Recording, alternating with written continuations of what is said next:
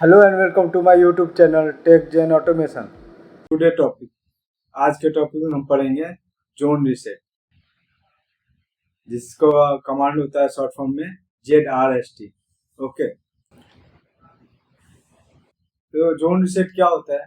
जैसे क्या है कि हमने एक काउंटर ले लिया, ओके, दूसरा काउंटर ले लिया, इसको हमने क्या किया कि जैसे काउंटर हो गया, काउंट कर लिया, ओके, तो उसे हम वन बाय वन से रीसेट करते हैं।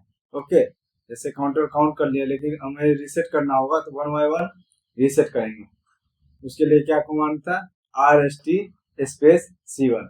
ओके, बट हमें क्या है कि हमें कंटिन्यू में, जैसे एक साथ 10 काउंटर हैं, 10 काउंटर को एक साथ रीसेट करें। ओके, तो 10 काउंटर को एक साथ रीसेट करने के लिए क्या कमांड होगा?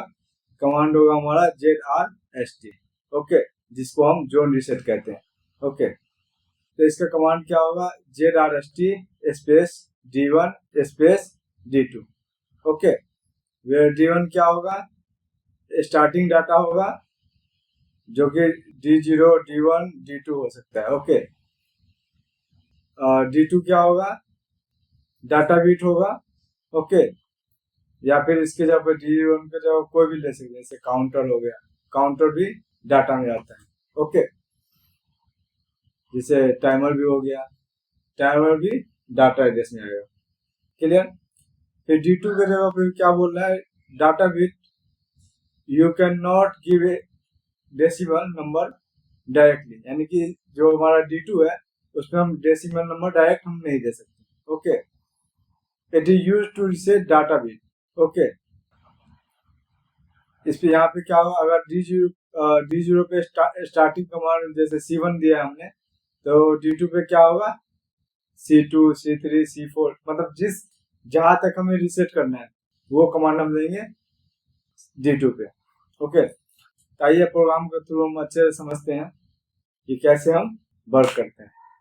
तो सबसे पहले मैं एक काउंटर ले लेता हूँ, LDX0 इंटर आउट, आउट की जगह हम काउंटर ही ले लेते हैं, CNT C1 space 10। Okay, control shift I down network के लिए। Okay, LDX1 enter CNT space C2 space 5। अब मैं एक और ले लेता हूँ, कंट्रोल शिफ्ट आई LDX3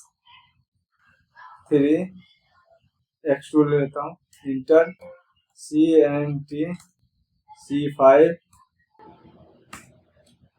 3। ओके, अब मैं एक लास्ट कमांड ले लेता हूँ जोन रीसेट का। ओके, तो LDX3 inter ZRST Z reset C1 से हम C6 तक ले लेते हैं, यानी C1 से C6 पर जितना भी होगा उसको वो रीसेट कर देगा।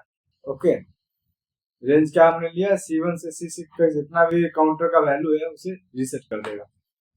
तो आइए सब फर्स्ट ऑफ ऑल क्या करते हैं? कंपाइल करते हैं। ओके, कंपाइल करने के बाद क्या करते हैं? डाउनलोड, फिर ट्रांसफर,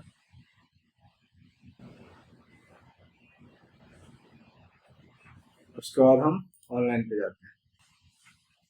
ओके, अभी मेरा पीएलसी क्या है? स्टॉप मोड में, उसको हम रन मोड में लाएंगे।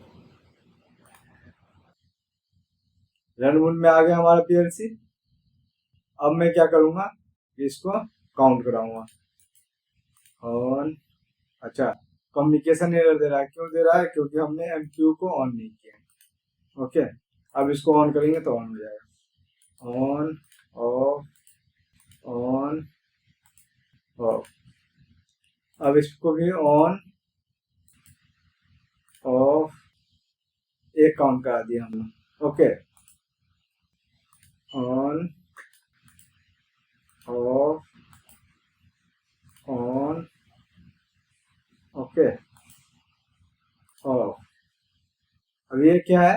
C1 में कितना? 2 वैल्यू आ गया, C2 पे कितना वैल्यू आ गया, 2 आ गया। ओके, और C5 पे क्या आ गया, 2 आ गया। ओके, मैं चाहता हूं कि ये सारे को एक साथ रीसेट कर। ओके, इसको हम एक साथ जैसे ही ऑन करेंगे सारा वैल्यू को क्या कर दिया, 0 कर दिया। क्यों 0 कर दिया, क्योंकि हमने जोन रीसेट का हमने कमांड लगाया है। ओके, इसको ऑफ कर दिया।